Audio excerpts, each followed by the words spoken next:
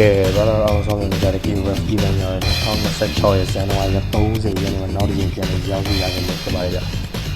ကျွန်တော်ဒီဗီဒီယိုလေးထဲမှာတော့ဒီ KUF ကနေပေါ့နော်ဈေးအသက်တာဆုံးဘယ်လိုဖောက်ရမလဲဘယ်လိုယူရမလဲဆိုတဲ့နည်းလမ်းတွေကိုကျွန်တော်အသေးစိတ်ပြောပြပေးသွားမှာပဲဖြစ်တယ်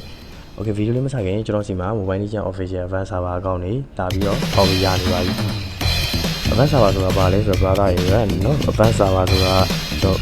နောက်ထပ်တက်လာမယ့် event တွေနောက်ထပ်တက်ထပ်မယ့် video တွေ skin တွေတူတီးရကြုံသုံးနိုင်တယ် diamond တွေကဈေးကြီးလို့မဖြစ်ရင်ဆိုတော့ဘာသာရေးအတွက် diamond တွေက free ရနေတဲ့ server လေးပဲဖြစ်ပါတယ်ဗျ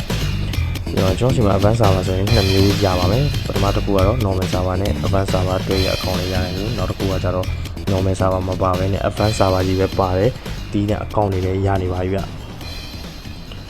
Okay ဒီ KUF event လေးကတော့ကျွန်တော်2026ဇန်နဝါရီ30ရက်နေ့ညနေ3နာရီမှာစခဲ့ပြီဖြစ်ပြီးတော့ဒီသူ့ရဲ့လာတဲ့ပုံစံအရင်တစ်ခေါက်တွေနဲ့လုံးဝမတူတော့ဘူးအရင်တစ်ခေါက်တွေဆိုလို့ရှိရင် KUF ပင်ကိုဆိုလို့ရှိရင်သူ့ရဲ့ပင်ကိုကြီးပဲတီးရလာတယ်နောက်တစ်ခုက KUF 97ဆိုလို့ရှိရင်လည်းကျွန်တော်ဒီမှာ97ဆိုရတဲ့လိုမျိုး event တစ်ခုစီလာရပြဒီတစ်ခါမှာတော့ထူးခြားခြားပဲကျွန်တော် KUF event ကိုနှစ်ခုတွဲရကိုလာတာပဲဖြစ်တယ်โอเคမိုးတို့ဘက်ကနေပြောထားလဲဆိုတော့ကျွန်တော်ပထမဆုံးပေါ့နော်10ချိန်မှာကျွန်တော် Karina ရဲ့ကျွန်တော် KUF second ပေါက်မယ်လို့သူတို့ပြောထားတယ်နောက်တစ်ခုကကျတော့ဒီပထမလှည့်တဲ့10ချိန်စီတိုင်းမှာနော်10ချိန်စီတိုင်းမှာကျွန်တော်ရဲ့ epic skin တွေပေါ့နော်တစ်ကောင်မဟုတ်တစ်ကောင်တော့ရမယ်ပေါ့နော်အဲ့မှာပြန်ကောင်းသွားလို့ရှိရင်ဒီ KUF skin ထက်ကောင်းတဲ့ skin တွေလည်းရမှာပဲဖြစ်ပါတယ်နော်โอเคဒီဘယ်လိုဖောက်အောင်မလဲဆိုတဲ့နည်းလမ်းလေးကိုကျွန်တော်ပထမဆုံးပြောပြပေးသွားမယ်ဘယ်လိုဖောက်အောင်မလဲဆိုတော့ကျွန်တော်ဒီမှာပေါ့နော်ဘယ်လိုဖောက်အောင်လဲဆိုတော့ဇာတ်လေးကျွန်တော်ဆွဲအကြမ်းမြင်လေးဆွဲပြပေးထားတယ်โอเคပထမဆုံးအနေနဲ့ဒီ event လာတာကကျွန်တော်တို့ဒီပေါ့နော်ဇန်နဝါရီ30ရက်နေ့မှာစလာတယ်ဒါပေမဲ့လည်းဖောက်စရာမလိုသေးဘူးပေါ့နော်ကျွန်တော်ဒီဇာတ်လေးကဘယ်နေ့ကနေစပြီးတော့ဖောက်အောင်လဲဆိုတော့ February လ6ရက်နေ့ကနေစပြီးတော့ဖောက်အောင်ပါပဲဖြစ်ပါတယ်ဗျ။ Okay brother အနေနဲ့ပထမဆုံးပေါ့နော်February လ6ရက်နေ့ကြာလို့ရှိရင် weekly pass 3ခုဝယ်ထားမယ်ပေါ့နော်။ဒါဆိုလို့ရှိရင်အဲ့လိုဝယ်လိုက်မယ်ဆိုလို့ရှိရင် brother စီမှာ diamond စုစုပေါင်း260ရသွားမယ်။ပြီးတော့6ရက်နေ့မှာပဲကျွန်တော်ဒီ90ရာခိုင်နှုန်း discount နဲ့ပေါ့နော်ပထမဆုံးတစ်ချိန်ကိုကျွန်တော်132လုံးနဲ့လှည့်လိုက်မယ်ဆိုလို့ရှိရင် brother စီမှာစုစုပေါင်းဒေါ်တစ်ချိန်ရသွားမယ်။နောက်ပြီးတော့ February လ9ရက်နေ့ကြာပြီလို့ရှိရင်နောက်တစ်ချိန်ထပ်လဲမယ်ဆိုလို့ရှိရင်စိုးစိုးအောင် draw က2ချိန်ဖြစ်သွားမယ်ပြီးတော့သူ့ရဲ့ daily mission တွေမှာလာတဲ့ဟာတွေရှိရပေါ့နော်daily mission ရှိမယ် weekly mission ရှိမယ်အဲ့ဒီမှာကျွန်တော် diamond အလုံး200နဲ့မှ50သုံးခိုင်းထားတာပါတာဖြစ်တဲ့အတွက် brother အနေနဲ့250ပြည့်ဖို့ဆိုလို့ရှိရင်နောက်ထပ် diamond 26လုံးကိုထပ်သုံးဖို့လိုမယ်ဗျဒါကတော့ brother စိတ်တိုင်းကြပါတော့ဘယ်နေရာမှာသုံးတော့စုစုပေါင်း diamond 250ဖြစ်သွားရင်ပြီးတော့အဲ့လိုမျိုးသုံးလို့ရမယ်နောက်ထပ်26လုံးပဲလိုတာဖြစ်တဲ့အတွက်ကြိုက်တဲ့နေရာမှာသုံးလို့ရမယ်ပေါ့နော်Okay ပြီးလို့ရှိရင်ကျွန်တော်ဒီ phase 1မှာဆိုလို့ရှိရင်ကျွန်တော် free token ကြီးပဲစုစုပေါင်း16ခုရမယ်ဗျ16ခုဆိုလို့ရှိရင် brother 16ခုရမယ်ဆိုလို့စုစုပေါင်း brother စီမှာချိန်18ချိန်ဖြစ်သွားမယ်ပြီးတော့လို့ရှိရင်ကျွန်တော် February 8ရက်နေ့ကြာလို့ရှိရင်နောက်ထပ် free token တစ်ခုနဲ့ကျွန်တော်လှည့်လိုက်မယ်ဆိုလို့ရှိရင် brother စီမှာ draw ကစုစုပေါင်း19ချိန်ဖြစ်သွားမယ်ပေါ့နော်ပြီးလို့ရှိရင်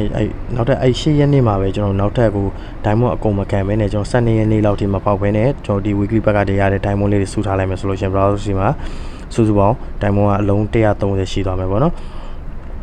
okay 73ရက်နေ့ကြာလို့ရှိရင်ကျွန်တော်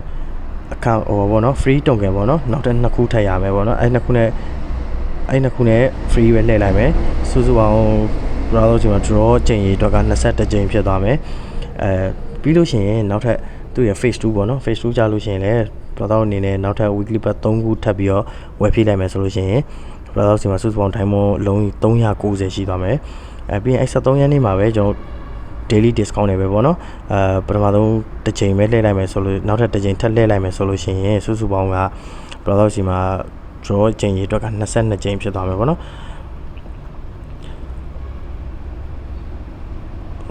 ပြီးတော့လို့ရှိရင်ကျွန်တော်14ရက်နေ့ပေါ့နောက်ထပ်14ရက်နေ့ကြာလို့ရှိရင်လည်းနောက်ထပ်တစ်ချိန်ပဲအဲ့လို90ရာခိုင်နှုန်း short ဈေးနဲ့ပဲနောက်တစ်ချိန်ထပ်လှည့်လိုက်မယ်ထပ်လှည့်ပြီးတော့လို့ရှိရင်ဒီတစ်ချိန်မှာလည်းကျွန်တော် diamond 250သုံးရတဲ့ mission ပါလာအောင်မှာဖြစ်တဲ့အတွက်နောက်ထပ် diamond 250ပြီးဖို့26လုံးထပ်ပြီးတော့သုံးရမှာဖြစ်တဲ့အတွက် brother စိတ်ကြိုက်เนาะသုံးနေတဲ့နေရာမှာပဲ diamond 26လုံးသုံးဖို့တော့လိုမယ်ပြီးလို့ရှိရင်ဒါကျွန်တော် phase 2မှာဆိုလို့ရှိရင်နောက်ထပ်free token ပေါ့နော်16ခုရ ရမှာပဲဖြစ်တယ်ပေါ့နော်အဲ့16ခုနဲ့ brother လှည့်ရင်နေစုစုပေါင်း brother စီမှာ diamond diamond မဟုတ် brother စီမှာ draw အကျင့်ကြီး30နဲ့မှ8ချိန်ဖြစ်သွားမယ်ဗျာနော်38ချိန်နဲ့မှတချို့ brother တွေကန်ကောင်းပြီးတော့ဒီလိုချင်တဲ့ KOF တွေလည်းရနိုင်သလိုเนาะဒီလိုချင်တဲ့ KOF မှာမဟုတ်တခြား skin တွေလည်းရနိုင်တာလည်းရှိလိမ့်မယ်ပေါ့နော် okay အဲ့ဆိုလို့ရှိရင်မရသေးဘူးဆိုလို့ရှိရင်ကျွန်တော်နောက်ထပ်15ရက်နေ့ထိဆက်သွားကြတာပေါ့နော် okay ဒီ15ရက်နေ့မှာဆိုလို့ရှိရင်เนาะထုံးစံတိုင်းပဲကျွန်တော်90ရာခိုင်နှုန်း short စီးနဲ့112လုံးနဲ့ပေါ့နော်တစ်ချိန်လှည့်နိုင်မယ်တစ်ချိန်လှည့်မယ်ဆိုလို့ရှိရင်စုစုပေါင်း browser ဆိုမှအချိန်နောက်ထပ်30နဲ့မှ9ချိန်ဖြစ်မယ်30နဲ့မှ9ချိန်စုစုပေါင်းရှိသွားမယ်နောက်တစ်ခုကကျွန်တော်16ရက်နေ့နဲ့18ရက်နေ့မှာကျွန်တော်လုံးဝမှတ်လှည့်ပဲနဲ့ diamond လေးတွေကြီးပဲစုထားလိုက်မယ်ဆိုလို့ရှိရင်စုစုပေါင်း browser ဆိုမှ diamond နောက်ထပ်100နဲ့မှ8လုံးကျန်မယ်ပေါ့နော်108လုံးကျန်မယ်အဲ့ဒါမှ browser လိုချင်တဲ့ keyword မရသေးဘူးဆိုလို့ရှိရင်နောက်ထပ်18ရက်နေ့ကြာလို့ရှိရင်လည်းဒီဘာမှလုပ်ကြမလို့ပေါ့နော်တခြား diamond တွေလည်းသုံးကြမလို့ပဲနဲ့ဒီ weekly ဘက်ကရတဲ့ diamond လေးတွေစုထားပြီးတော့အမှနောက်ထပ်တစ်ချိန်ပေါ့နော်90ရာခိုင်နှုန်း short စီးနဲ့ထပ်လေးလိုက်မယ်ဆိုလို့ရှိရင်စုစုပေါင်း brother ဒီမှာ draw အချိန်ကြီးအတွက်က40တိဖြစ်သွားမှာဖြစ်တယ်နော်အဲဒီ40အတွင်းမှာ brother တို့အနေနဲ့ဘင်ကိုမပေါက်ဘူးဆိုလို့ရှိရင်လည်းနောက်ထပ်အချိန်90ပြည့်အောင်လို့အတိုင်းဝန်နေနဲ့ထပ်ပြီးတော့သုံးရလိမ့်မယ်လို့တော့ကျွန်တော်ထင်တယ်ပေါ့နော် okay ဒီဇာတ်ကိုကျွန်တော်6ရက်နေ့မှာစပြီးတော့သုံးဖို့လည်းအကြံပေးခြင်းပါတယ်တကယ်သုံးမဲ့ brother တွေတော့ပေါ့နော် okay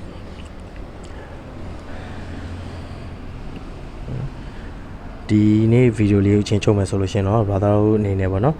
ဒီ diamond အကုန်ကြားတက်တာဆုံးနဲ့ KOS skin ဖောက်လို့ရမယ်နီးလန်းလေးပဲဖြစ်ပါတယ်ဗျနော်ဒီနေ့ကျွန်တော်ဒီဗီဒီယိုလေးကအကြောင်းအရာလေးနဲ့ပတ်သက်ပြီးတော့နားမလည်တာပဲဖြစ်ဖြစ်တော့တခြားသိချင်တာရှိရင်ပဲဖြစ်ဖြစ်ဒါမှမဟုတ်လို့ရှင်လည်းဒီ advanced server ဖောက်ချင်တာပဲဖြစ်ဖြစ်ကျွန်တော်ရဲ့ဒီဗီဒီယိုအောက်က description လေးမှာပေါ့နော်ကျွန်တော်ရဲ့